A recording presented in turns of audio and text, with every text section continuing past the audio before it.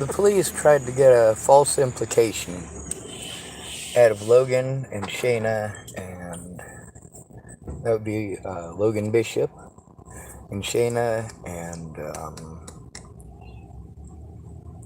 James Murphy by lying to them,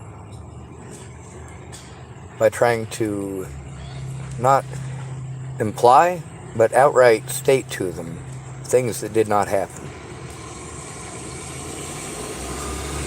It made it impossible to get the body cameras of that incident, even though the false implications made by those officers, both Sheriff's Department and Police Department, of which there were at least 5. And what did they do? They lied to these people. Tried to outright lie and state outright that I had done things that obviously you can see from the recordings did not happen.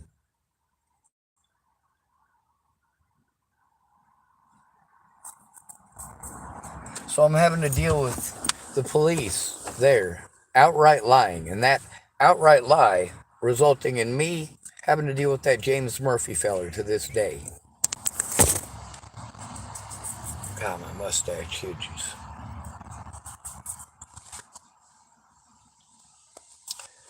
See, here's what happened the day after. The day after that incident. Well, I'll start with the instance itself. There's a guy with some rocks, right? And he's walking around Hood River, Oregon, placing rocks on things. And so somebody calls the cops on this guy. There's a lady at the Astro gas station, and a lady named Tara. I have her information and stuff, phone number and all that. One of her coworkers was there that day, and she was recorded in video on my channel. What happened is I was trying to start the recording when 2 officers come up to me, hands on their guns, and wanted to harass me about some guy that had rocks.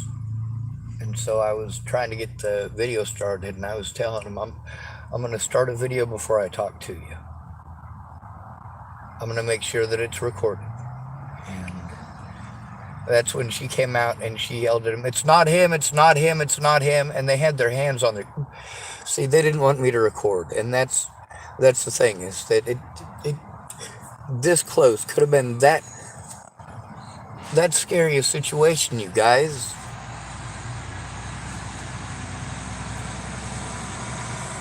Now that lady at the Astro gas station came out and told him to stop, told him I was the wrong guy, and so they left. Thank goodness. Like right there, and then they left. This is the first or second incident about the dude with the rocks. Still didn't know who he was, but I'd been stopped already twice. And twice people had told the cops, "That's not him. That's not him." And one of those instances, the cops tried arguing, "No, that is him." And they're like, "No, it's not. I saw the guy with the rocks. That's not the guy with the rocks."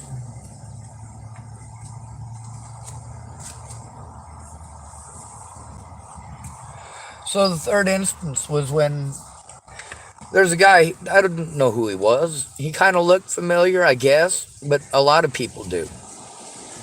I've met a lot of people. Anyway, he was soaking wet. He had no shoes or socks on. He had no shirt on. He was fucking cold. And he come up to my vehicle asking for a cigarette. And I insisted that he take some socks and a shirt and fucking warm up. And I did roll him a cigarette. That's what he was asking for. When I was rolling him a cigarette, that's when Logan Bishop showed up. And I rolled him a cigarette too. And this guy was talking about putting rocks on Logan and Shayna's vehicle. And talking about marking his property with these rocks too. So this guy was pretty out of it. He was also shivering real bad. He was not in a good way, and he needed help. But for the police to, at that point when they showed up, here's what happened. Logan came over. This is the first time I've met him too, but he looks kind of familiar too. And he asks for a cigarette. So I roll him a cigarette. And we get to talking a little bit. And then the cops show up. And the guy with the rocks kind of freaks me out and freaks Logan out a little bit.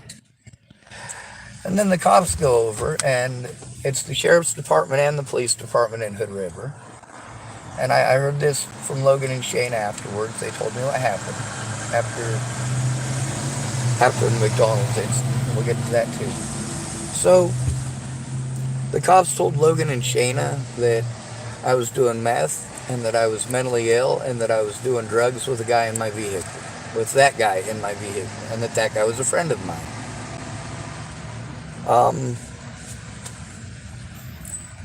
They also talked to James Murphy, whose name I just recently found out. That was in Hood River.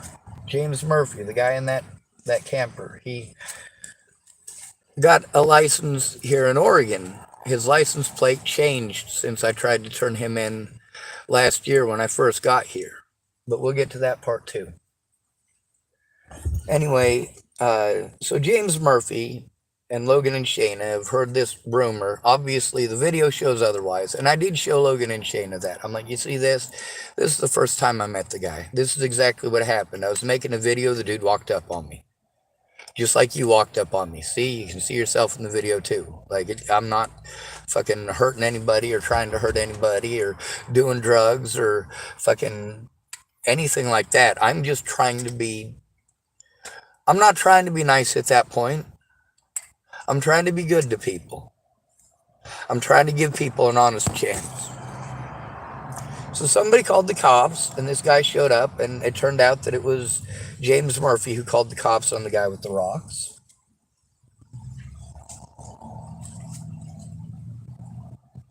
Anyway, so the next day,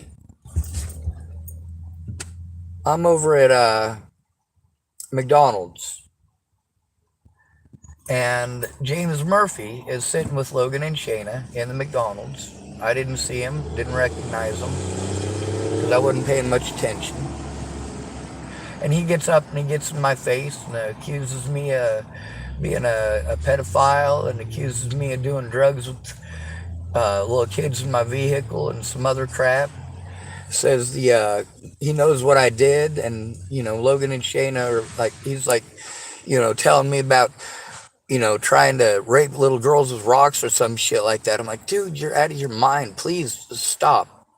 He's telling me he's going to kick my ass and fucking getting up in my face. And Logan and Shayna are sitting there. And Logan did speak up. He's like, no, he's not the guy. He's not the guy. That's not the guy that did it. That is not the guy that did it. And they're both having to tell this guy at this point over and over in the McDonald's, hey, that's not the guy. He's not the guy. He's not the guy. Ever since then, James Murphy has been screaming out the window, honking his horn at me, creeping super slowly by, waving and smiling, and calling me the N-word. And you can hear him in multiple videos in Hood River doing that. The cops told these people lies in order to get a what do you call that? And in order to get a false statement out of them, a false incriminating statement. Maybe if they make those people think differently about me, maybe they'll say something that didn't happen, and maybe we can mess with this guy. Well, they didn't do that. So when James Murphy did that the next day, and I had to speak up on my channel about it, because what are the cops going to do? They're the ones who started it. And I did call the cops. I did call 911. I did call all of the mental health places that they sent me to. I traveled to the mental health places they sent me to. And eventually I started telling them, hey, I've been lied to, brushed off, and blown off at every one of these places about actually turning this shit in.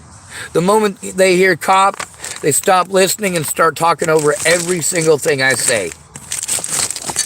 They start saying things that are definitely things they're taught not to say. Things like, it's not my fault, or I didn't do it. I didn't accuse you of doing it. I'm trying to tell you crimes that are committed against me, and you keep on wanting to play devil's advocate. Don't do that. Listen to the victim. You're being dismissive of the victim and making it about you, and that is inappropriate as a mental health worker or a police officer. Or to get super offended and fucking have a shitty attitude with them. But how dare they have anything but the nicest and greatest regard for you as a fucking pig? Fuck you, Hood River Police Department, and fuck you, Hood River Sheriff's Department. So I had to run around to a bunch of mental health places trying to turn in James Murphy. And trying to turn in the Hood River Police Department. Well, I'm told I have to go to their superiors. I talk to their superiors and they bully me. Or they tell me I got to go to the state police. So I try calling the state police, and I talk to the state police in person, and they tell me multiple different things of what I'm supposed to do, multiple agencies, and they try to send me back to the places that they've already sent me. Over and over again in a big fucking circle. Meanwhile, James Murphy, during that period of time, is perving on kids at the pool, according to Shayna and Logan, and that is recorded. And then he was also creeping on Shayna and Logan.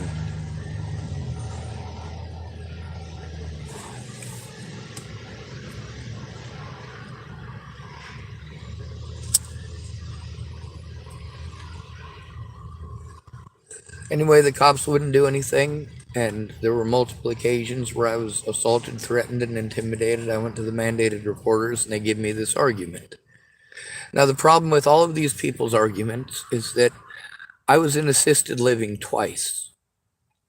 When I was in assisted living, and they're telling me that all of this disabled stuff, it only counts if you're in assisted living. I was in assisted living.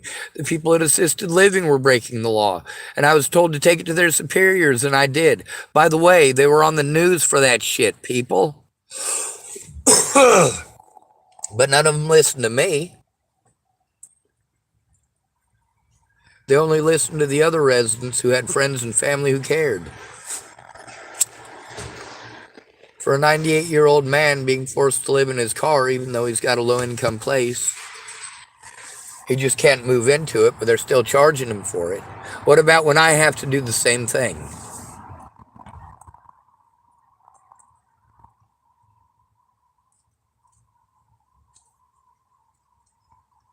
James Murphy stalked me through Hood River, stalked me everywhere that I want, did that slowly honking and smiling and yelling the N-word at me over and over and over again, over and over and over, and I could not go to the police. I begged Logan and Shayna to go to the police with me about it.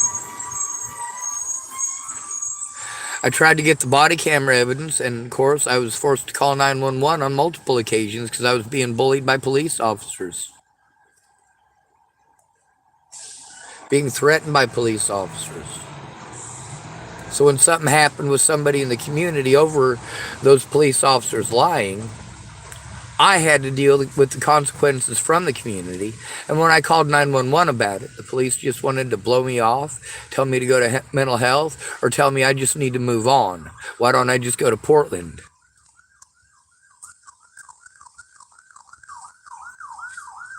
I call the professional places I'm supposed to call to try to turn it in, and they all play stupid, just like they do here.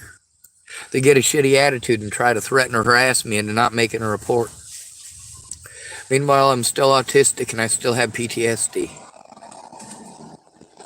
Meanwhile, I'm also in a dangerous situation. Now you can look at the news in all of these places that I've been and currently am, and you can see the gravity of the situation, because all of these people that I spoke up about the harm that they did to me intentionally, knowingly and willingly, and coordinated with others to do these things. You get to see that when I told you about the crimes that were committed against me and who did it, that many of these people later went to jail and prison because they did these things to others, while I wasn't heard because of my disabilities and exploitation of my disabilities, exploitation of my rights, and of course the robbing, intentional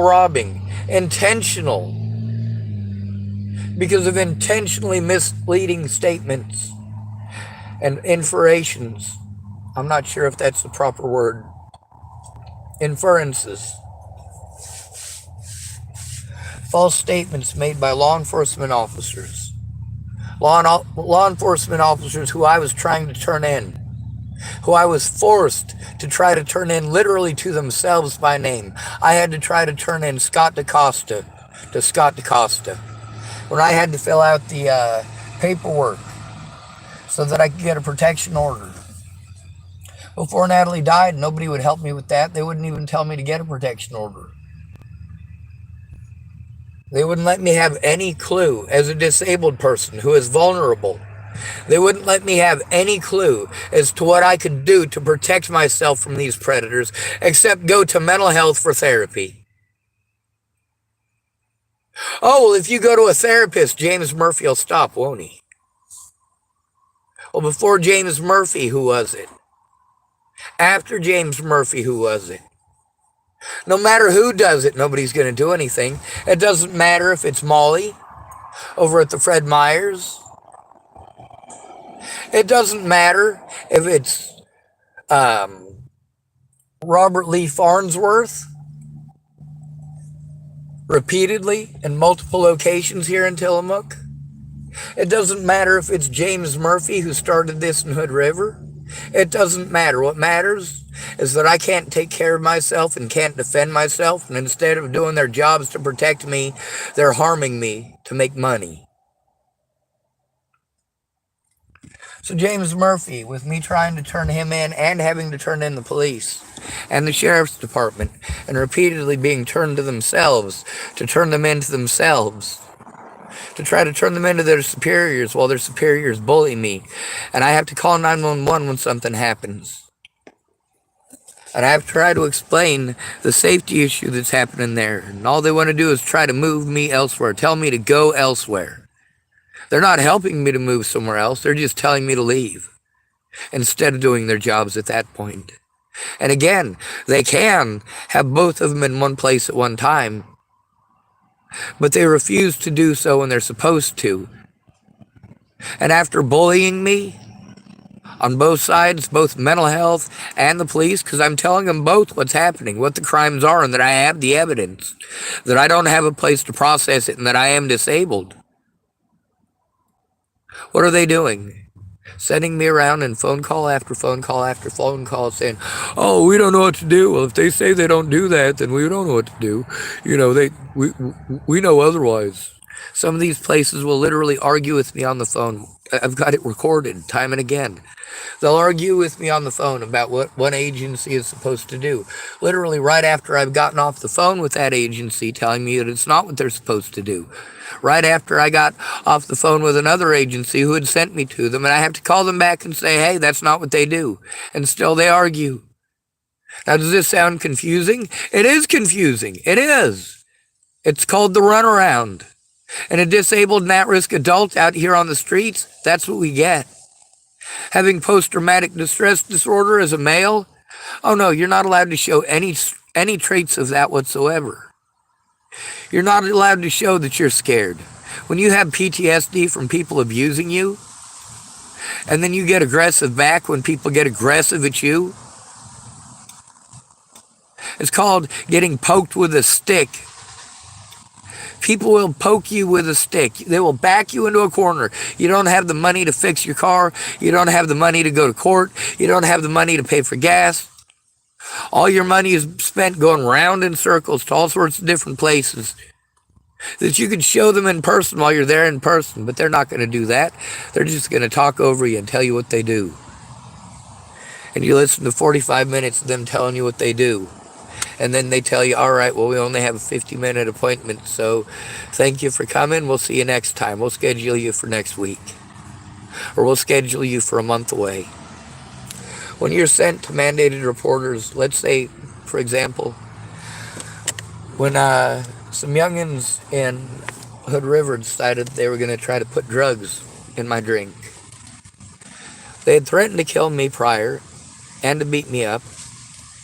And he tries to apologize by going to get me something cold to drink on a really hot day, and he brought it back, and I took a big fucking chug of it, and it tasted nasty, and I spat it out. The guy that was with me, Daniel, I had him take a drink. He thought it tasted weird. I was like, all right. I spit most of it back out, I'm pretty sure, but I take really big swigs, and I probably took 2 or 3 big gulps before the taste actually entered my mouth because it was cold, you know? It was cold. But it was nasty immediately. It just reaction time. And I tried to induce vomiting. I went over across the street. There was a sheriff's department vehicle there in Hood River, and I told that sheriff, hey, can you test this for meth? And I have it recorded. Daniel was with me. He's the guy who put his foot through the door there. Logan and Shayna were there for that. And he would have bled to death if it hadn't been for me calling 911. So you're welcome, Daniel.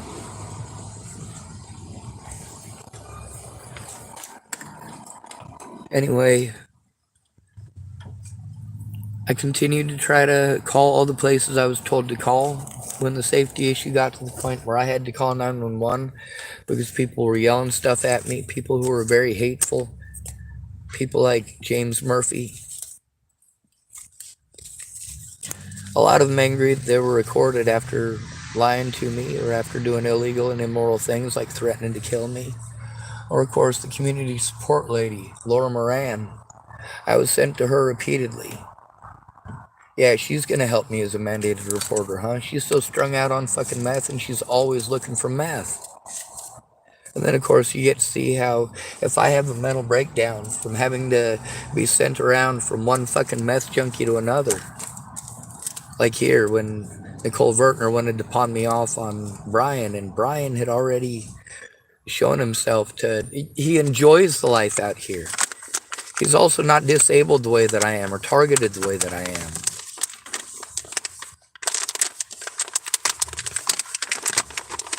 You get to see how I get real talkative. This is a sign of both males and females who are abused. They want to talk about it. They want you to listen. They need you to listen. They need you to understand right now. And yes, it does need to be right now, right when it happened. Not 6 weeks from now or 6 years from now, you'll eventually say something. But right fucking now. And because I'm a male, you're not going to do that. You're going to make it an argument. You're going to want me to do a bunch of things that I can no longer do because I don't have a place.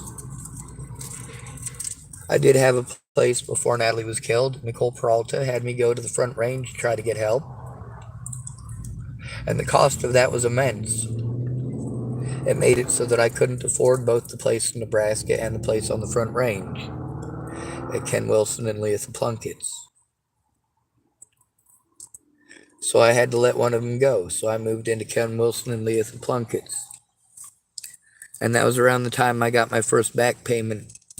And nearly all of it went to Ken Wilson and Leah Plunkett. Nearly all of my money was going to Kenneth Wilson and Leah Plunkett. As soon as I moved out of that place in Nebraska and all of my stuff was at their place, they knew that they had me, that I had no place to go now, and that I was stuck there and they could do whatever they wanted with me and to me and with my money. They could be as demanding as they wanted. They could scream at me for more money if they wanted to.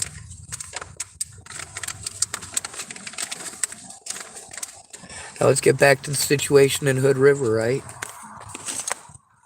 So in Hood River, after all that time of trying to turn in the cops and trying to turn in Murphy and being told, oh, well, it's not illegal for him to call you the N-word. Well, he's going everywhere that I do.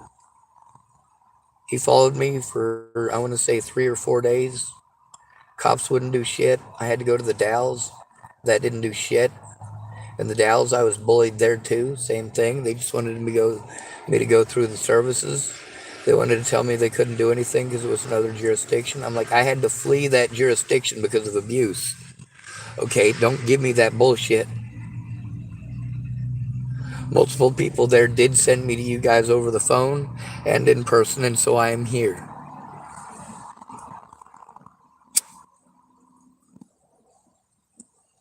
That's a situation where I was sent to the parking lot that was run like a prison yard. Video after video of the violence there, the threats, the harassment, the drugs.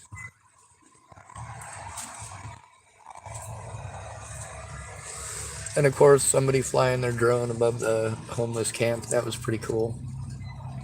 A lot of the homeless were pissed off. They're like, that's the cops. I'm like, I don't care who it is. I'm fine with being filmed. Transparency, motherfuckers.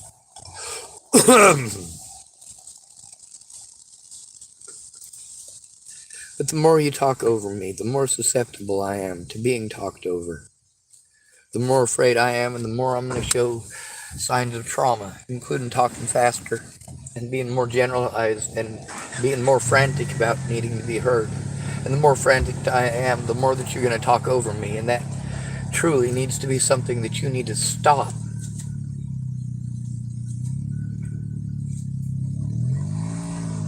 Listen to my story. That way when you see the evidence of it, well, you'll be able to recall it. A lot of people I sent a bunch of evidence to. When you make a promise to me that you're going to help me turn it in, I'm a disabled and at-risk adult. I need to be able to go to a friend or family member who will turn it in with me right away. And out of all these people who said, oh, I believe you, I believe you, I believe you, then help me turn it in. Oh, it won't do any good. Oh, Sean, I'm a felon. Oh, Sean, they're not going to listen to a fat old woman like me. Like, oh my God, the excuses that people make. To not even try, and then they tell me about being negative. And this happens everywhere I go. So when I was in the Hood River and that youngin' poisoned me, that's what the law calls it. It's not literally poison.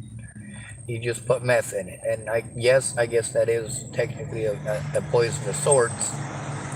The legal charge is poisoning. And I was finally able to find the name of the youngin' who did it. And here's the thing. I had to go to the hospital. I was all fucked up. When I finally got to the hospital, I was like, hey, you need to fucking check this stuff. There's a video on this channel called Felon Doctor of Hood River. I recorded the situation there.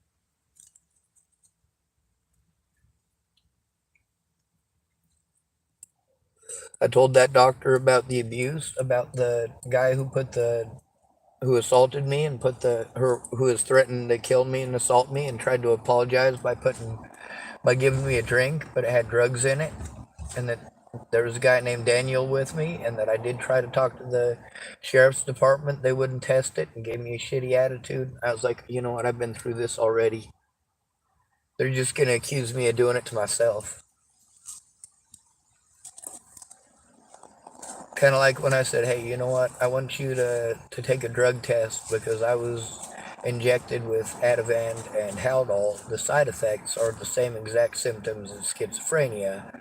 And these people, the cops told them that I was schizophrenic, so they injected me with Ativan and Haldol, despite the fact that I told them not to do that because it makes me crazy.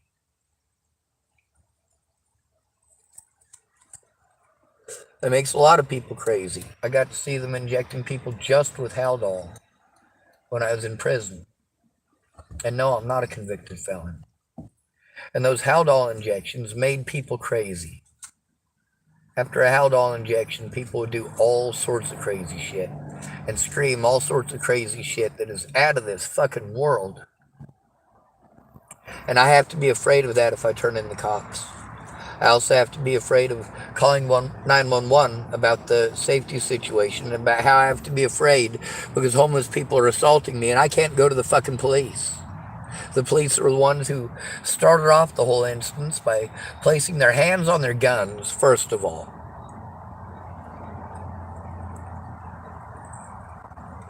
When an officer is in the process of pulling their gun out of the holster, and the only thing that fucking saves you is a woman screaming at them, he's not the guy.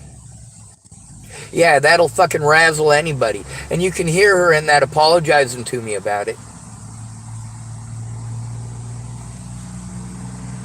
You can hear her in the video apologizing to me about that situation. That's how I first started hanging out at the Astro.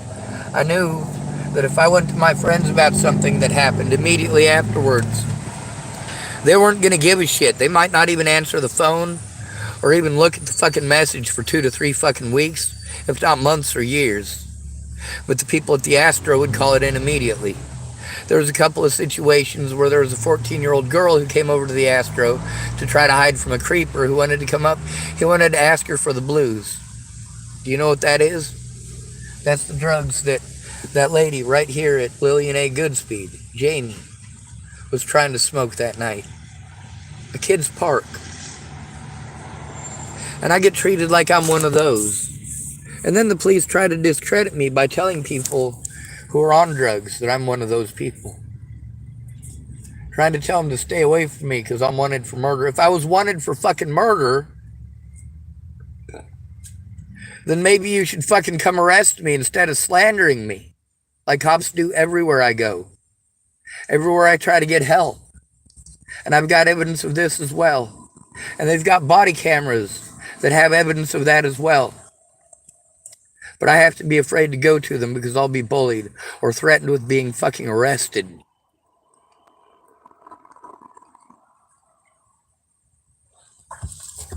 Which happened time and again in Hood River when I tried to turn in James Murphy. And the same thing here. Every crime I've tried to turn in, I've been sent to mental health about it. The doctor in Hood River Hospital, instead of calling Adult Protective Services and the cops like he was supposed to legally, he wanted to send me to some off-branch program run by a lady named Courtney. And Courtney wouldn't do her job. Instead, they wanted to set me up. They told me that they could set me up for an appointment all the way in January. Meanwhile, I didn't have anyone to help me with any of that. And in between, what was it, October, when this shit was happening. No, it was earlier than October even. Between then and when they said they could set me up with an appointment here, not literally here, but at their offices, to try to turn it in. And then I find out it's a drug treatment program. They had set me up for an appointment at a drug treatment program 4 months away. The hospital told me to get a hold of them and set up an appointment 2 days away. I let them know that I was supposed to set up an appointment 2 days away according to the hospital. I even went back to the hospital and I told them, hey, you know what? I tried calling that place. They wanted to set me up for an appointment 4 months away. The people at the hospital said, no, it's only two days, all right? You had 2 days and you didn't do it, Sean. No, I have it recorded that I did it. I have it recorded that I called those places. I have it recorded that I was blown off.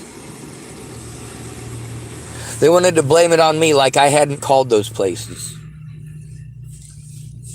Anyway, that lady Courtney, she called me back to bully me once.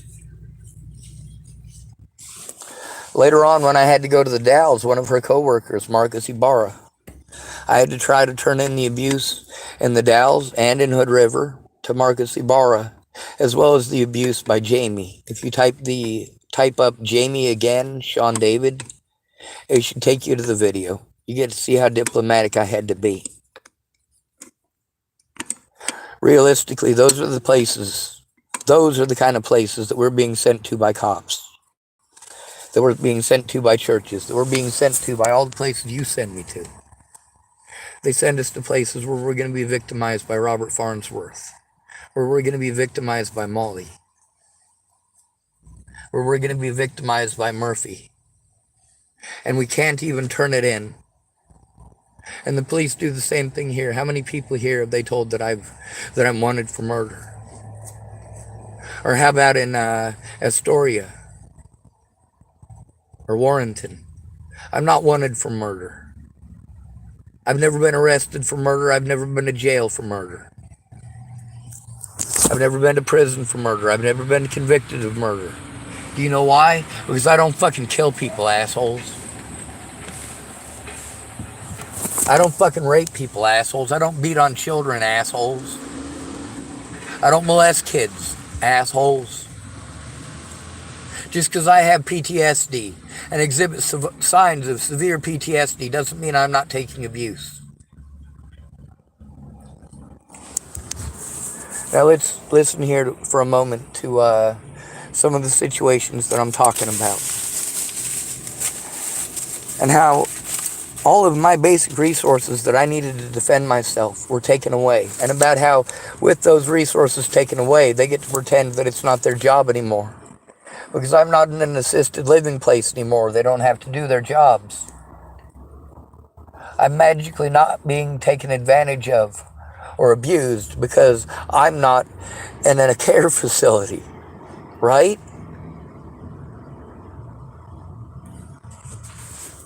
Let's continue with Hood River. So finally I had to flee Hood River and the Dalles to try to turn in Hood River and the Dalles. And I was sent to Portland and Salem and Eugene. These are the 3 places I was sent to. So I drove through Tillamookkk National Forest. This guy stalked me all the way here, through Tillamookkk National Forest, to multiple locations, at least 4 different locations in Tillamookkk National Forest. And then multiple rest areas as well, where he'd just stand there and smile, parking literally right behind me, or literally parking right next to me. Here, he likes to park with his vehicle pointed right at mine, parking places where he can fucking stare at me. When I first got here, I had to try to find somebody that would help me to turn him in. He also stalked me at the Fred Meyers multiple times. Stalked me to the Tillamookkk Sporting Goods parking lot multiple times. Stalked me to the library parking lot multiple times. Changed his license plate number after I tried to turn him in and tied the chain with Monica and Officer, what's his name, Martinez, and that's recorded on my channel. Half of that interaction. But then more crimes were being committed against me, now weren't they? I was having to deal with Farnsworth and Molly and not getting any assistance from them and having cops tell me, oh, you don't need to get a protection order against him. Yes, I fucking do.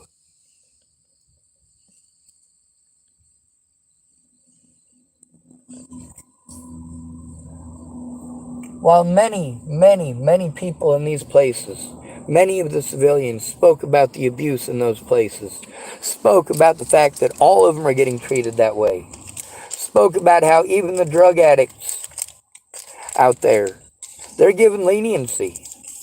The thieves are given leniency. They go find somebody else instead. A homeless person who's not doing anything and harass them instead.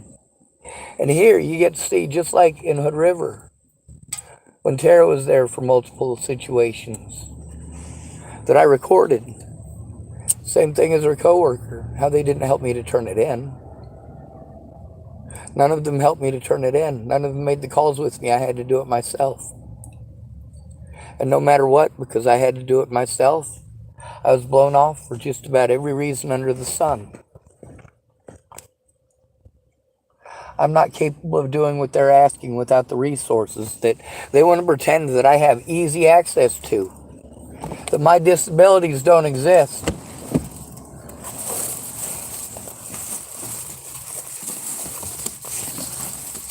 I'm having to go through the same stuff here with James Murphy as I did then. They used James Murphy and Logan and Shayna to make me a target. But Logan and Shayna, I spoke with them as human beings. I showed them the interaction, that guy walked up to my vehicle. It wasn't a situation where me and him were buddy-buddy doing drugs. Logan got to see it wasn't like a minute or two after he showed up that Logan showed up for a cigarette. They were both standing at my door at the same time. Yes, that guy freaked me out. I even spoke about how the guy with the rocks was freaking me out. That's why I was recording it. That's why I was making sure that I recorded the situation with the cops.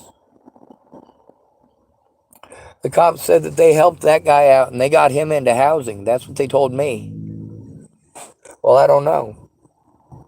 For all I know, they're trying to grossly reinterpret jail or prison as housing.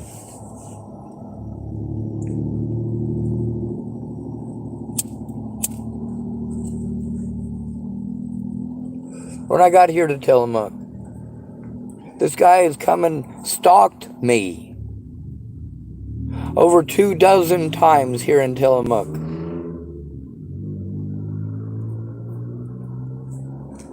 In Hood River, it was real bad too.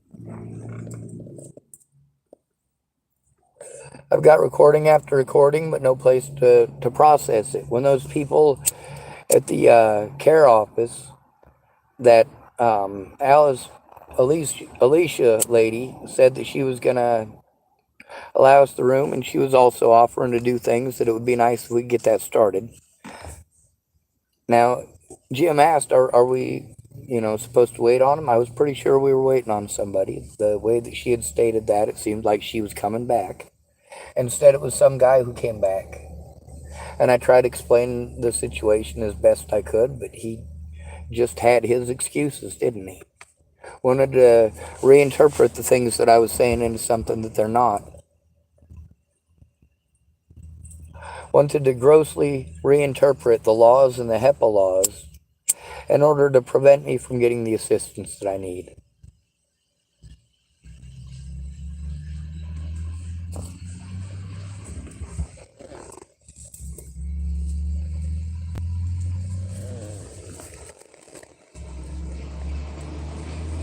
Cops sending me to therapists, because therapists are supposed to help, right?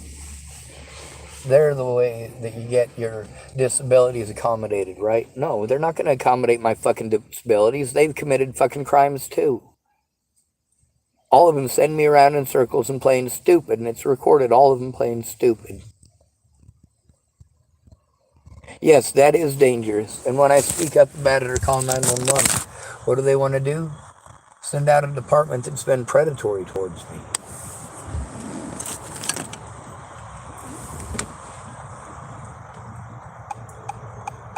So I'm afraid not to record. Then they'll come and harass me over something that the recordings obviously show otherwise, but they won't look at it. They won't allow me a place where I can just sit down with my stuff and write it down safely. No, they have to be antagonistic assholes or lie at me, which is why I have to record. If one of them actually give me a reason to trust them, then I wouldn't have to record.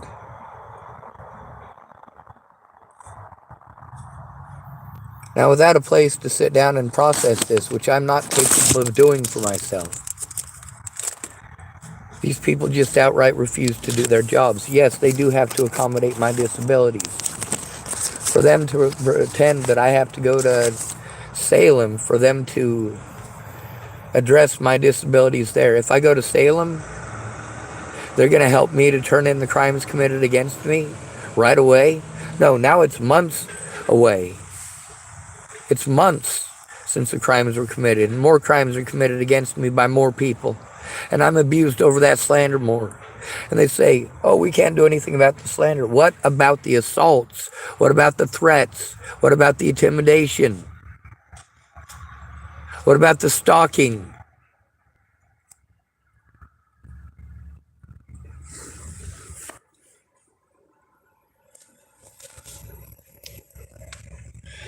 If I'm allowed to go to court against my stalkers, they can't win.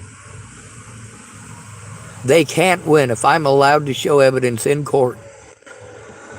If I'm allowed to speak. Except we got to see Leslie Snell, whose family was involved in the threats, harassment, and intimidation by Chris Kurth and his friend, who turned out to be Carl Snell, Clint Snell's brother, who implicated Clint Snell and the people who were threatening to kill me if I didn't leave. I'm going through the same thing here.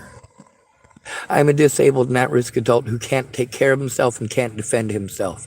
And I documented all of this stuff on YouTube and on Facebook. You also get to see me having mental breakdowns over this shit. Meltdown after meltdown after meltdown because I can't function.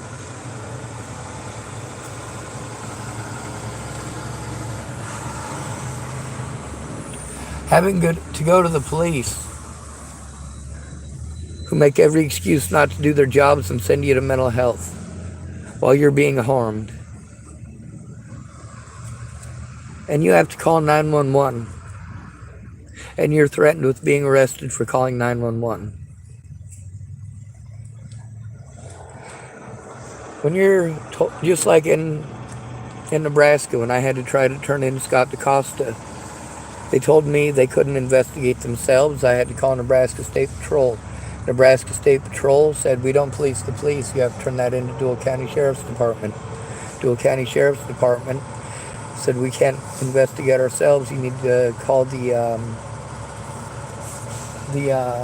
Nebraska State Patrol. Back and forth those calls went for years. Finally, there was probably about 20 calls each way. Every time the Dual County Sheriff's Department told me to call the state police, I immediately called the state police, who told me to call Nebraska State Dual County Sheriff's Department. So I immediately called Dual County Sheriff's Department, who told me to call the Nebraska State Patrol, who told me to call Dual County Sheriff's Department, just back and forth all night.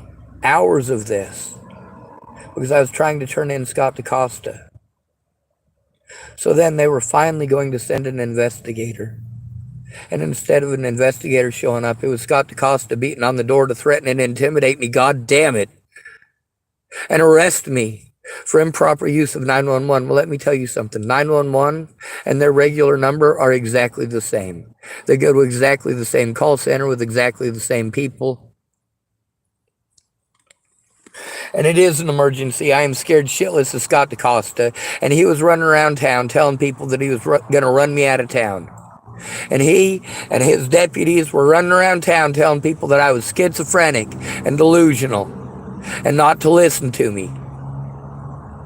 Just like Natalie Bollinger was telling people not to listen to me. You ever wonder why they're telling you not to listen to me?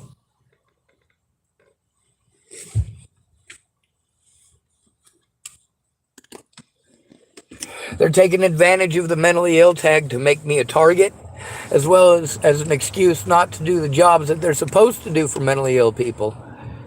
They're supposed to protect us. They're supposed to do their jobs for us as if we are disabled, as if we cannot do it for ourselves, because we cannot do it for ourselves. I am exploited everywhere that I go because I can't take care of myself. I am exploited by the police. I am exploited by mental health. I am exploited by druggies on the streets, other homeless people, other mentally ill people.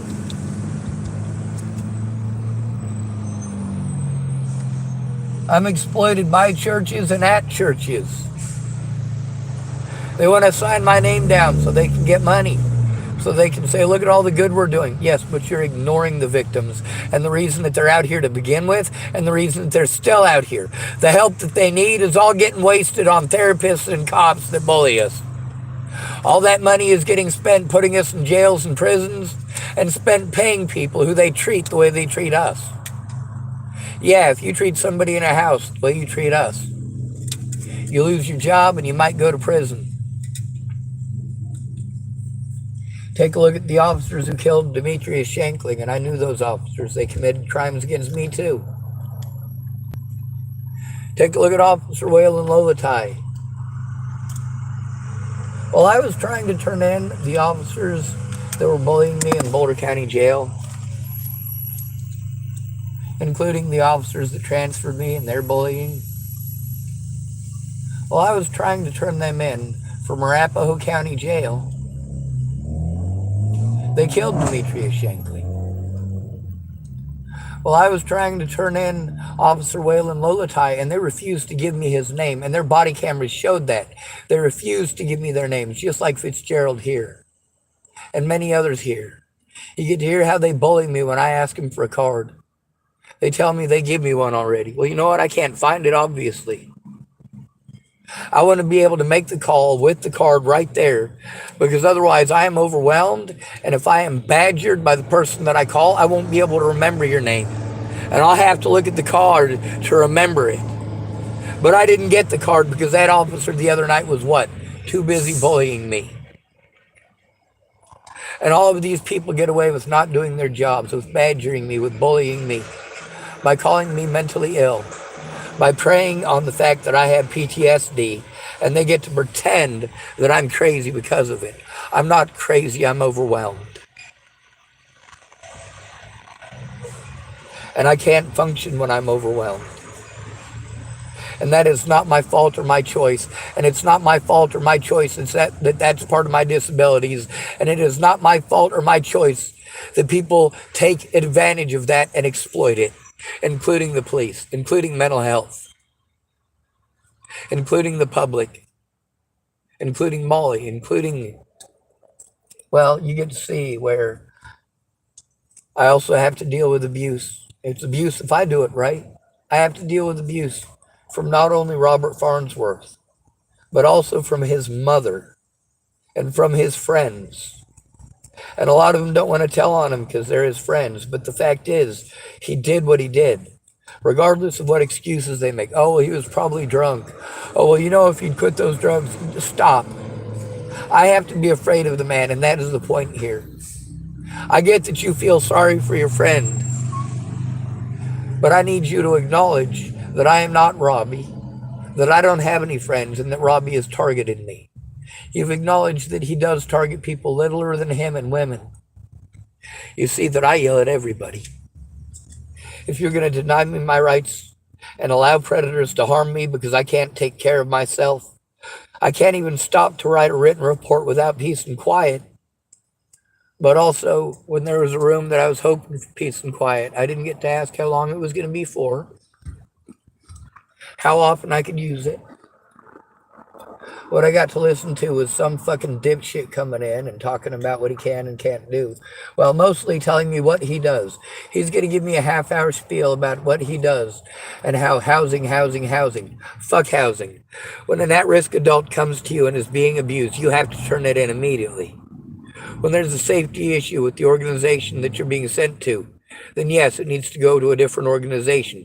Yes, you need to call the state police and tell them that it's serious.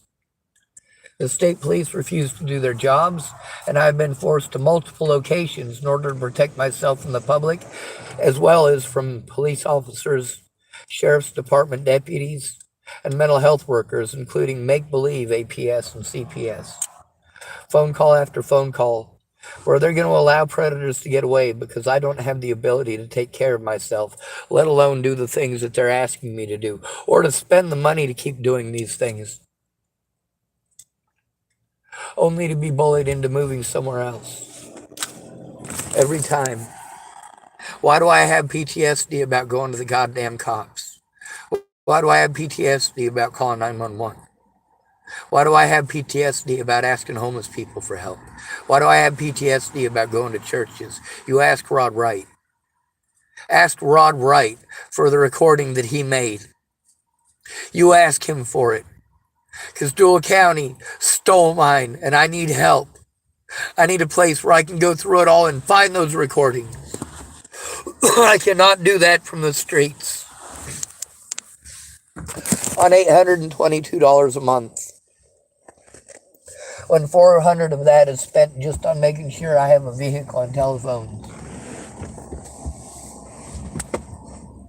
so that I can make the repeated calls that I'm supposed to make, while predator after predator harass me from restricted numbers, and all of these places that are calling me from restricted numbers.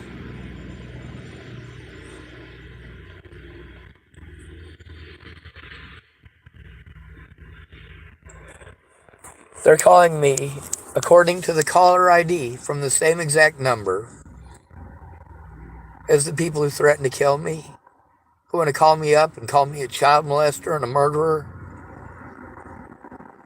Meanwhile, I had to record my mental health appointments live so that I could show I was making an effort and that they were sending me around in circles to make a profit. And all of you can turn that in.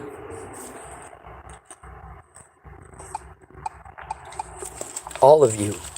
Every one of these agencies that I've went to, doing special favors for their friends. Washing each other's backs, giving each other professional courtesy.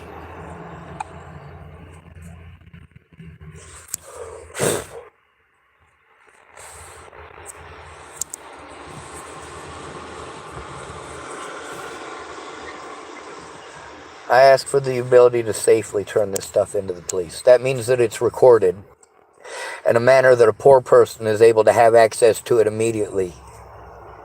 Because when a crime is committed against me, I need to be able to turn it in immediately.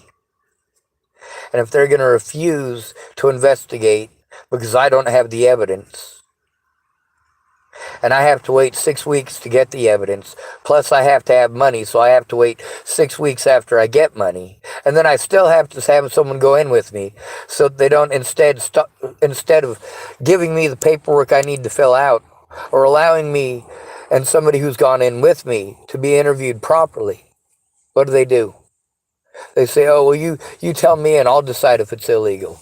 And then they talk over you and try to reinterpret everything that you say before you're even finished saying it into something that somehow magically they don't have to do anything about.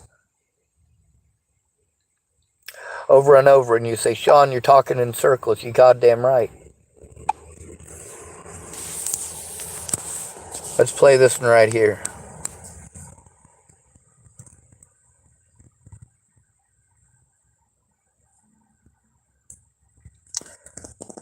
I believe it's this one. Let me see.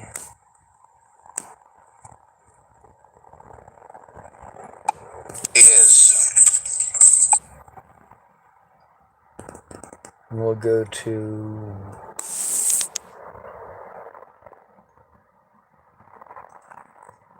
a little after 46 minutes. I think I'd just stand here and watch. I'd pull out my camera, I'd start recording, and I'd make some real loud fucking noises. I was talking about if someone tried to hurt them. I've done that time and again on my channel. You can see it with your own 2 eyes and hear it with your own 2 ears. I get the attention of the predator. I get it focused on me. We'll get back to that in a minute. I'll show you this video to me again. They're not yelling. They're not screaming or shouting. Well, there they start with the N-word already. Yeah. Of course they're not yelling at me. Of course they're...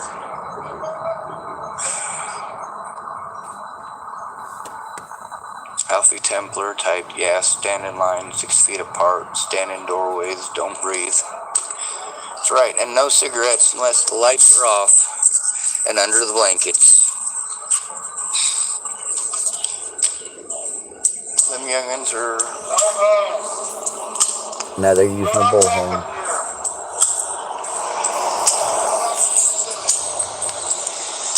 Now isn't that cute? This is why you need to allow disabled people to face their accusers too and to show evidence.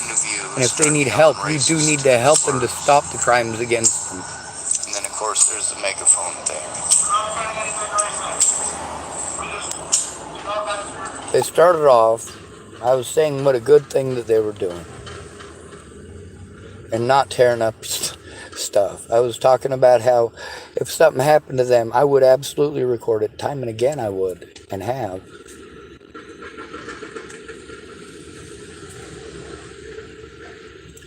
He says, we're not saying anything racist, so he's speaking for all of them. The first 3 words I got to hear, or the first 3 things said to me that night by them, were them screaming at me, the N-word. Oh, we're not saying anything racist, he says with the bullhorn.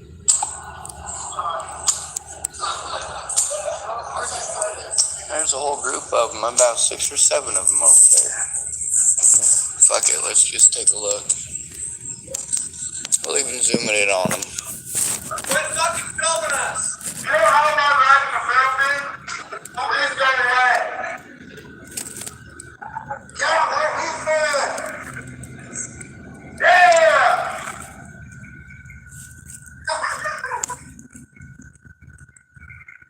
And you think it's funny. It's entertaining to them.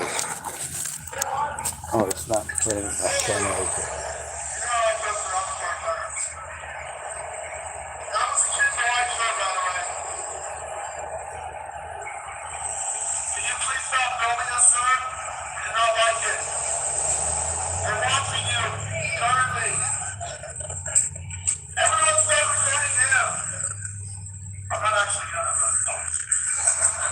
I'm not sure if anybody notices, but I'm fine with being recorded.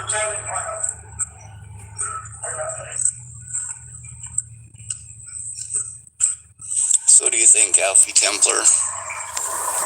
Good quality entertainment? I need you to stop filming the Ford Focus. The vehicle with the dent on the side is the Ford Focus. They're the ones riding by calling me the N-word later, too.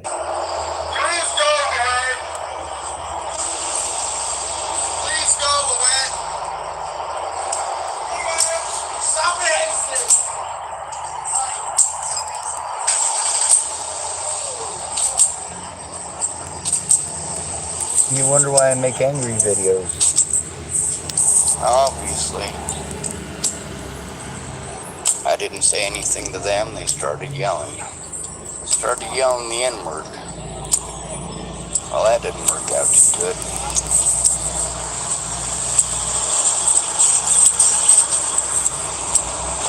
Anyway, no more ashtrays down this direction. I got enough snipes to last me a few minutes.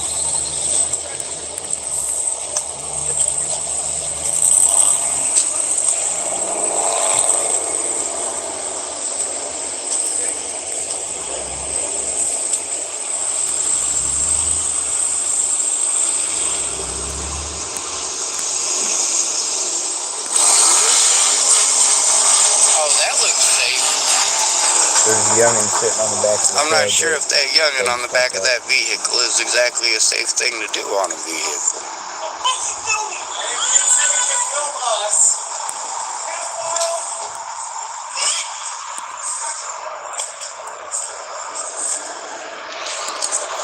Alright, now that was 8 days ago. That was on August 30th of 2023. It's called Misty Potter, showing I told the truth, Tillamookkk, Oregon. No victim left behind, racist youth.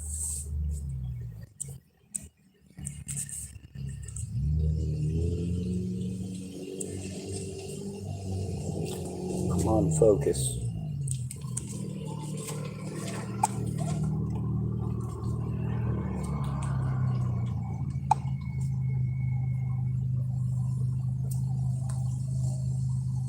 Let's record this with Susan from the other day about my stalker Murphy. Thank goodness she's not dead. You shouldn't have been scamming though.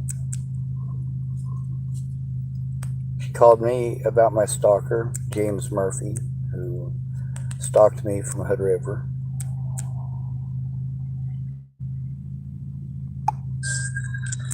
Susan called me. I didn't have the ability to record it, so figured she called me and told me the story, and I didn't record it, so I let her know I'd call her back so she could tell her story.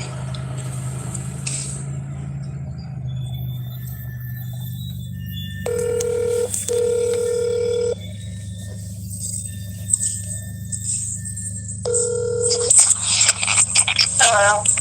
Hey, Susan. Yeah? Alright, I've got it so that it's able to record now, so you can go ahead and tell the story again. Okay, yeah, I called you a few minutes ago to tell you that the stalker that you have from Hood River came into the parking lot at the library, and as soon as he saw your car, he sat there and started honking, and then he saw me standing there watching him, so then he turned the corner a little bit and was going over to park, and I told him he was wasting his time because you weren't in your car. And then he pulled up and asked me what Sean had told me about him, and I said everything that I believe is true, and that you are stalking him. And then I came into the library, and when I was leaving, he came in, and he said that, he's talking about you too. And I said, yes, I know he is. I watch his videos. And then I walked out the door, and he went in to talk to the librarian. And that was the end of it. And he came back, got in his motorhome or his camper thingy, whatever it is, and drove out. And that was it. Yes, ma'am. Yeah, that shows, like I was saying, he has been stalking my channel. The fact that he knew who you were, and, obviously with me not actually recording you on my channel, it's just... Yeah, he didn't know me until he saw me watching, and he probably was thinking, oh, I need to smooth this over because I don't know who she is, but I've been honking, and, it was acting a little weird. Of course, and then he smiled, that smile that Kurt's use. I'm sorry, I grew up with him, I know what they look like, and he had that smile. Yo, and that's the thing about Logan and Shayna, the recording with them. I think I sent you that. I'm not sure if I did. I saw that, and so enables backed up her story. So, and even if I hadn't seen that today, I would have believed anything that you said about him, because I was watching him at Safeway when he's out there begging for money, and he actually, you can see it. Yes, ma'am. There was a couple of people over there that had some not so nice things to say, but for the most part, he wasn't doing anything illegal over there, so that's part of the reason nobody did anything. But I did let people know that he's been stalking me since Hood River. The police have been notified at least a dozen times of the situation. The thing is, I have to be afraid to go to the police. Slander, he typed I was in jail for murder. With you, This is all the stuff that I'm literally having to deal with. Him stalking me. And you weren't anywhere around, so you didn't paint it or nothing. So, See, that's the thing, is that there are lots of witnesses to all these situations. The Scudders were there for multiple situations. The problem is that they are slow about coming forward when it's somebody who, obviously, between their friend, and yes, many of them are friends with Farnsworth, so to them, they don't want their friend getting in trouble. They don't stop to realize that that is detrimental to my health and my safety. When I just have to let Farnsworth hurt me because his friends aren't going to help turn him in, they're just going to drag it out. If I speak up, I'm going to get bowled over and brushed over,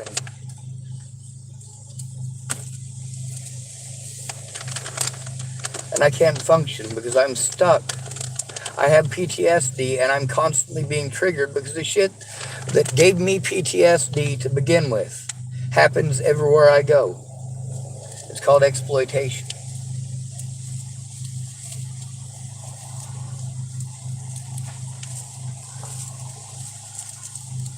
When I see something happen, I turn it in right away.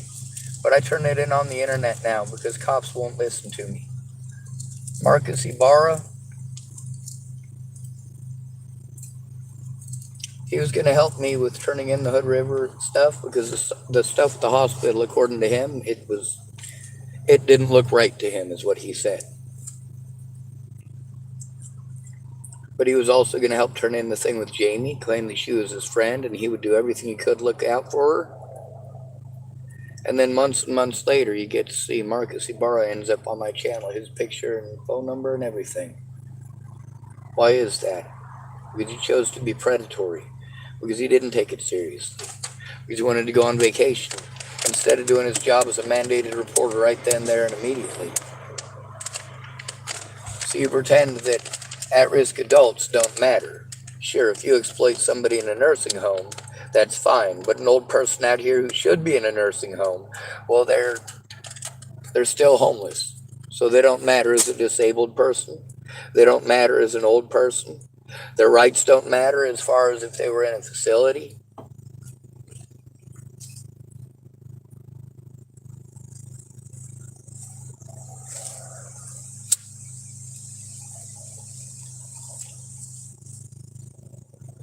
They use the term mentally ill to deprive me of my rights and to make false insinuations. And it's fine, isn't it? Now there's more with Susan. It's called Susan Encountered My Stalker from Hood River, getting her words recorded here in Tillamookkk.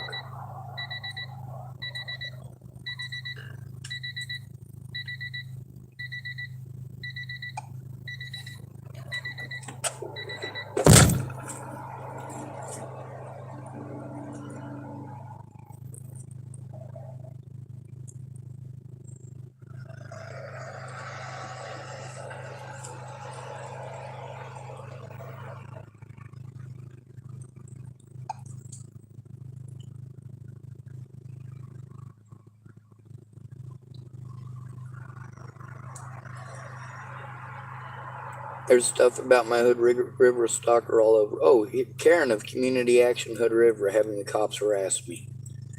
See, I kept getting sent to the mental health places, and they kept sending me around in circles, and I said, I'm going to turn you in. I'm going to turn you in. I recorded you. breaking the law, and I'm going to turn you in, Karen. This is Laura Moran's boss. Here's the thing about Karen. She's fucking clueless, and she's a fucking dope. I wouldn't be surprised to find out she's shooting up meth. Now, why did I say that? Because she insinuated to people that I must be shooting up meth because I talk to meth addicts. I'm sent to service where meth addicts are. When these people say, hey, do you know where the meals are? And I go to the meals, and my predators are at the meals. People like Molly, people like Farnsworth. And nobody will do anything about it. Here's one, assaulted in Hood River, Oregon. One of the homeless people knocked on my window. I can't remember his name at the moment, so I'm trying to remember it. I'd woken up. He come to wake me up, see if I'd give him a ride to the hospital. Brass knuckles. That guy's the guy who punched him in the face with the brass knuckles is this guy's brother-in-law. And he actually does say his name several times in the videos. I'm lucky I found this one. This one's called Assaulted in Hood River, Oregon. So he come up to my car, knocked on the window, asked if he could use my phone. I spent about 5 minutes trying to find my phone so he could call it in. He woke me up. I was fucking out of it. I didn't find my phone in time, so he's supposed to come back through here.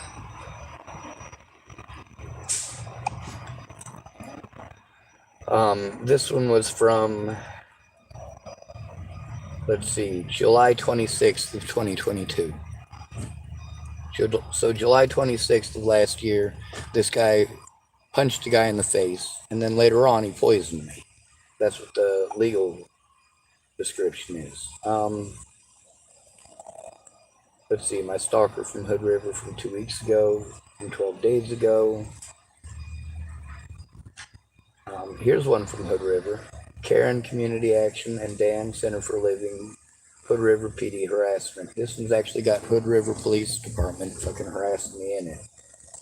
But we're going to look at one right now called, Dispatch Bullies, Hostility from Mandated Reporters from 5 days ago. That was a fun one. Another one from 2 weeks ago. Let's see, we'll bring up the Jamie again one.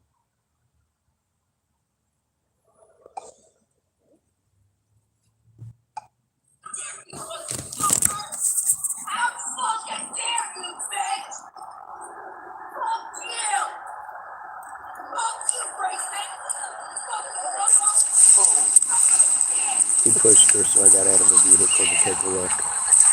It's called Jamie Again.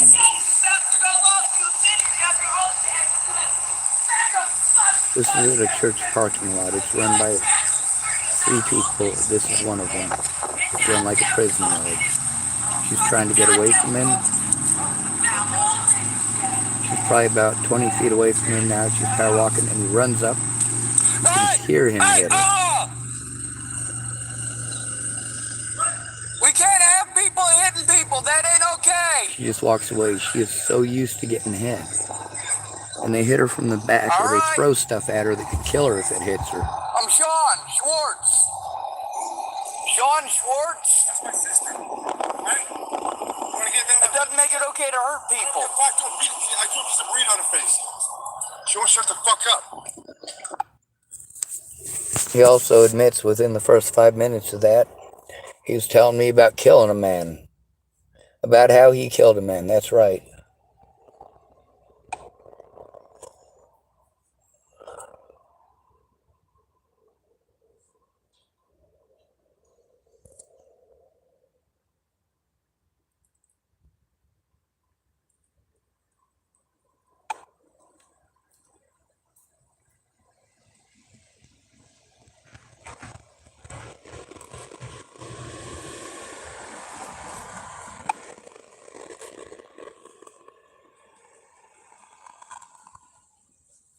All right, let's see if I can find the one with Logan and Shanna today. 2 witnesses to a pervert in Hood River. This is about James Murphy. And you got guys remember I was telling you about the youngins that Their own rescued voice. me from the man who was trying to assault me in the McDonald's, and how if it hadn't been for them, he would have assaulted me. These are the same folks that were cleaning up there. And there's a few other encounters that they've had with that man since that I think are important, and they felt were important enough to tell me. So if they want their faces on camera, they can point the camera, at themselves. If not, they can point it up at the sky. But I'm going to give the young lady the camera first, because I feel that, well, you're more likely to listen to her. You don't have to show your face if you don't want to. I don't want to. Now, if it says rotate like it does right now, Yeah. then it means that it's not. There you go. Okay. I couldn't get the cops for this. Down the street. Hello. So, oops. Okay. So, one time I was hanging out with the old guy, and You didn't know it. we were talking about, well, I was trying to maybe set him up with, like, this girl I knew, like, jokingly, and she was, like, 26, 27, and we started talking about my cat, and then he asked me how old she was, so I thought he was talking about my cat, and I said that she was, like, 15, 16, and he's like, oh, that's perfect, and I was like, what do you mean, because I thought we were talking about my cat, and then I realized he was talking about the girl, and I said, no, she's 26, and then he's like, oh, that's perfect anyways, but that was really messed up. And then he got banned from this pool here because he was perving on little kids. So he's not allowed at the pool anymore.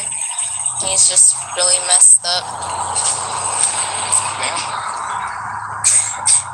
Alright, so that's just one of the situations with him. And of course, the young man who's with me, he's also, well, like I said, not all of my heroes are a bunch of rich people. And the things that both of these youngins have done, not only to help to clean up the community, but also to look out for one another, and also to look out for a complete and total stranger with a beard, that being me. If they hadn't stepped forward when they did in McDonald's, there would have been a physical altercation, and they rescued me from that. Just like the people that worked down at the Astro. You guys got to hear on multiple occasions when I was getting messed with, people there spoke up. And it's important to do that. It's important to work together, and it's important to make people aware. Now, I was going to let the young man here do the same thing. If you turn it to the side like this, it'll say rotate device. So when it does the rotate device thing, it's not recording, it's just being a pain. So usually what I'll do is I'll point it up at an angle like this, or I'll point it, up the street or some other direction. That way this part's facing up. Okay. Here you go. Hi, my name is Logan Bishop, and I can confirm that Shayna's story is true. And He sounds very monotone, these doesn't he? claims are not to be taken lightly. He is definitely a very creepy Also, man. one time he bought weed for one time. There's two stories that Logan had told me right before I started this, that it's actually the reason I started it. None of the stories that they're telling here are the one that they actually told when they started. The one with him creeping about the weed is also a new one that I'd heard. So they told me like 4 or 5 stories altogether during the course of this. Time he bought some marijuana, and he wasn't letting Logan or I touch it, and then all of a sudden he's like, can you fill this cone for me? And I was like, okay, and I did it, and then I gave it to him. He's like, no, I don't want it, I want you to smoke it. And I was like, why? Oh no, it stopped recording.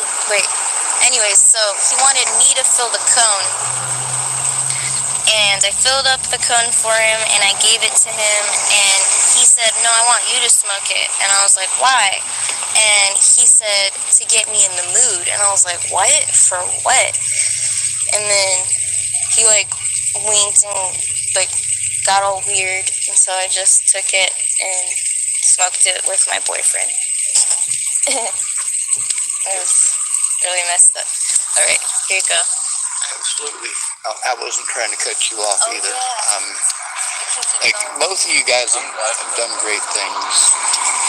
And that's one of the things that I want to impress upon you out here is that people who have looked out for me, these are not rich people. These are poor people, and they're looking out for each other. And without each other, it becomes a very unsafe situation.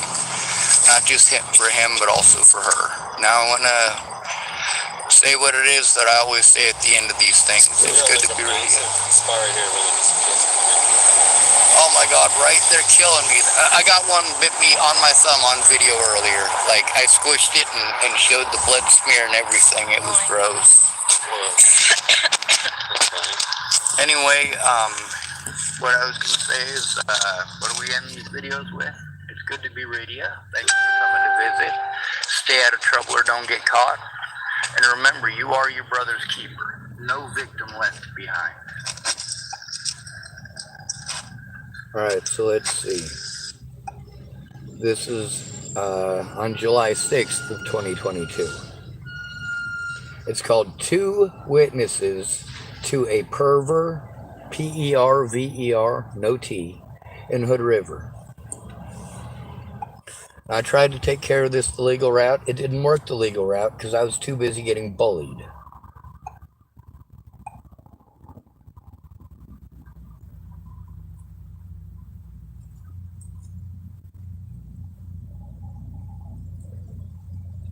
There's a bunch of situations with cops that I recorded.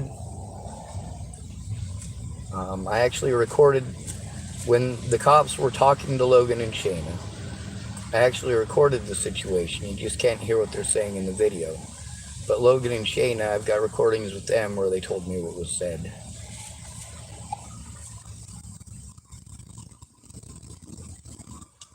I just got to pick the right keywords because I can't just search it up like I can on my channel when I have a computer that is actually working and plugged in and attached to the internet.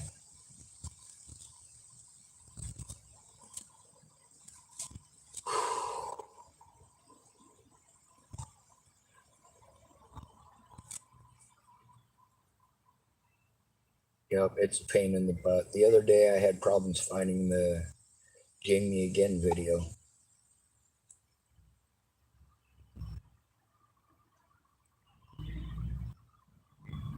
Cops in Hood River. That might be it. Lazy cops in Hood River from a year ago. Angry guy in the cops, Hood River, Oregon. A year ago.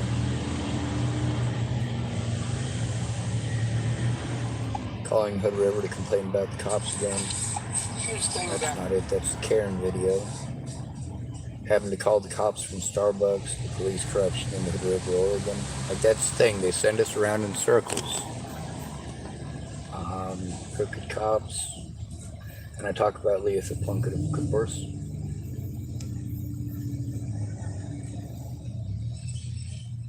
Turning in Officer Don Shelley of Hood River, Oregon. Hood River Dispatch.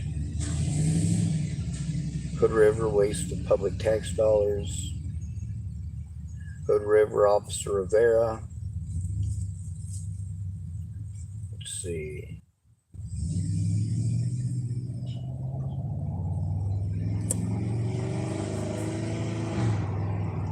Oh, here's one with my stalker from Hood River. Hood River. This is Murphy right here. On by real slow.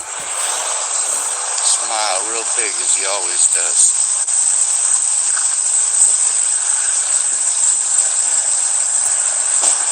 License plate number Oregon HD 44648. Again, Oregon 44648. This is a guy that was creeping on little kids over at the pier in Hood River, as well as trying to get Shayna messed up on drugs so that he could take advantage of her.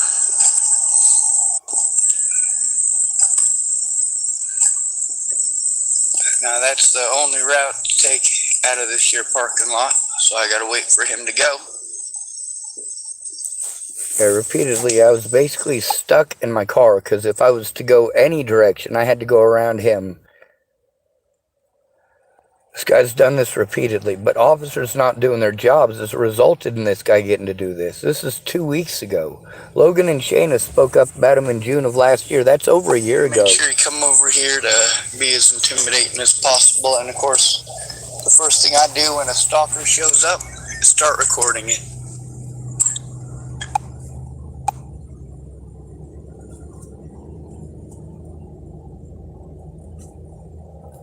You guys saved it under the racist old guy because he kept on calling me the N-word.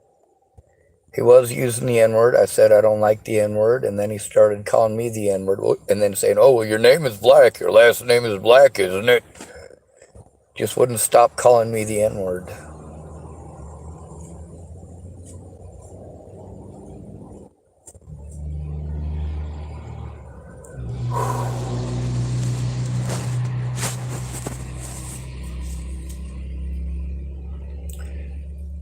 Let's see, calling Hood River PD again. They didn't show, didn't call, not happy at all.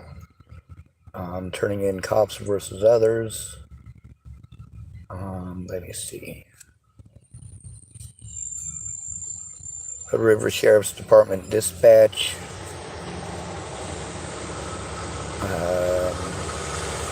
I mean, there's so many of them. Staying close to acceptable witnesses. My stalker from Hood River. His name is James Murphy.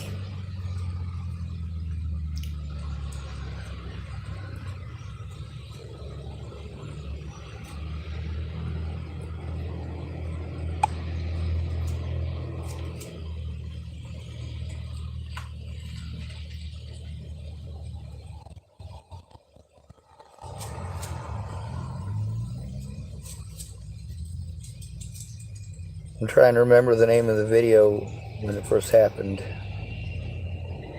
Because, I mean,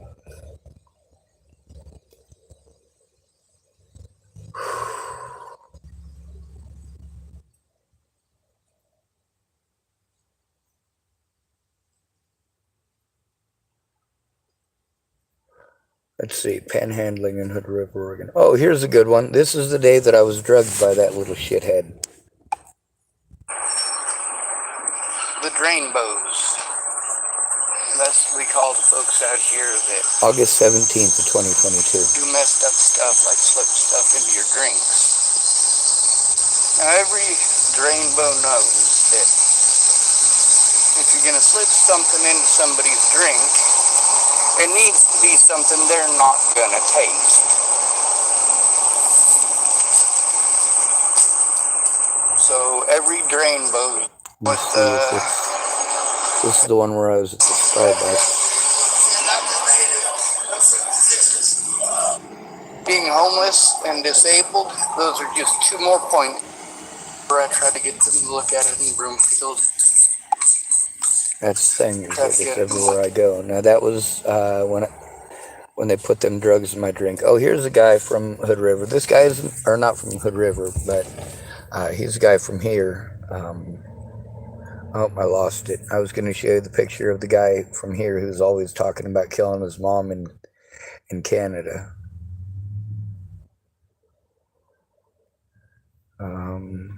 Here's one from 2 weeks ago.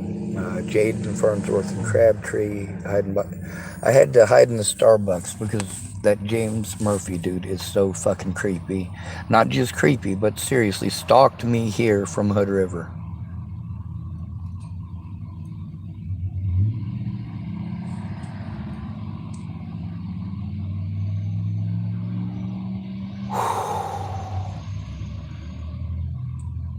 Oh, Jacob. That's the name of the guy who was assaulted. And his brother-in-law, I think his name is Trent.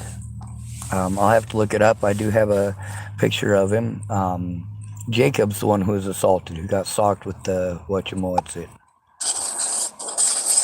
The guy that I keep calling Michael, his name's not Michael. At least it wasn't when I first met him. Strange story. Like I said, he was one of the three guys whose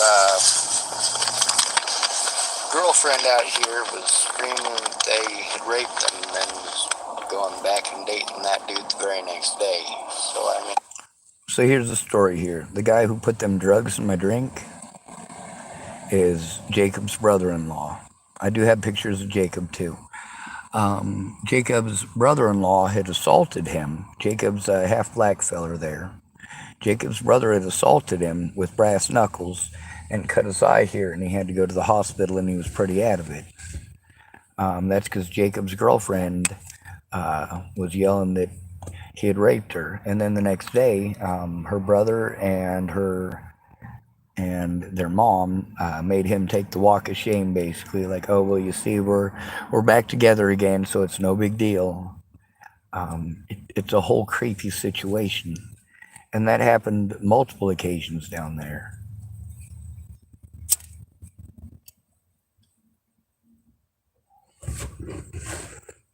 Y'all got no idea how fucked up it is. And since I don't do drugs, what am I supposed to do, you know? Then, of course, my predators want to claim that I'm on drugs. Police officers want to accuse me of being on drugs. And, of course, then what do I have to deal with at the hospital? Because I'm homeless. I got to deal with them pretending I'm on drugs. On that one occasion, I actually was.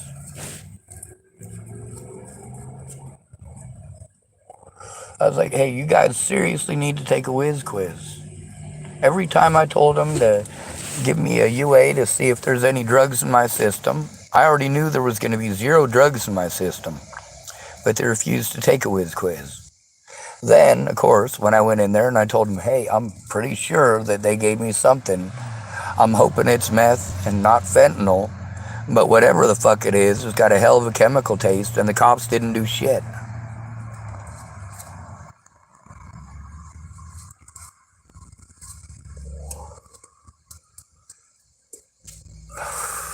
Sucks.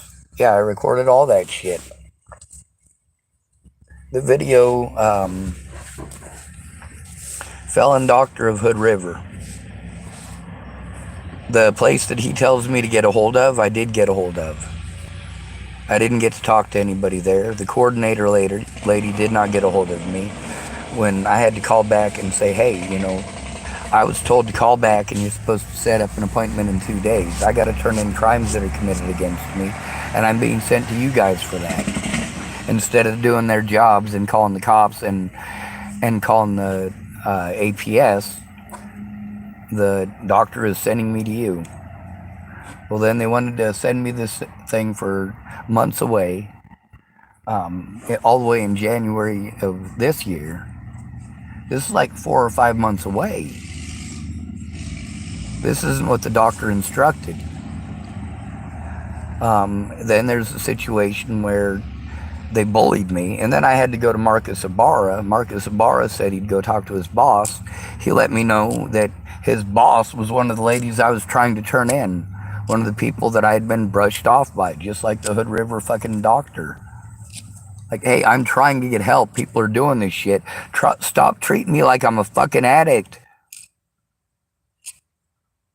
Stop treating me like I'm a fucking schizo, for Christ's sake. There's a lot of people who know me out here, and they state outright that I'm not schizophrenic. It's pretty obvious I'm trying to do the right thing, and that I'm doing desperate things out of desperate situation, because these are desperate situations. You don't go running around calling somebody a pedophile just because you didn't get what you wanted. I'd back my shit up, but the cops wouldn't listen to it. Wouldn't call any of the witnesses. Wouldn't try talking to any of the witnesses. Same thing in Hood River as here. Same thing in Astoria. Same thing in Warrenton. Same thing in Rawlins. They didn't want the evidence there. They didn't want to hear the witnesses. They just wanted their slander to be allowed in court, and anybody who agreed with their slander. And this is not fucking okay. They take advantage of my disabilities, and I can't turn them off. Would you expect somebody in a wheelchair to magically turn it off because the courthouse decided, oh, well, yeah, we'll help you out by removing the wheelchair access ramp. Now you have to wish yourself into the building, and we're not going to help you with that. It's not our jobs.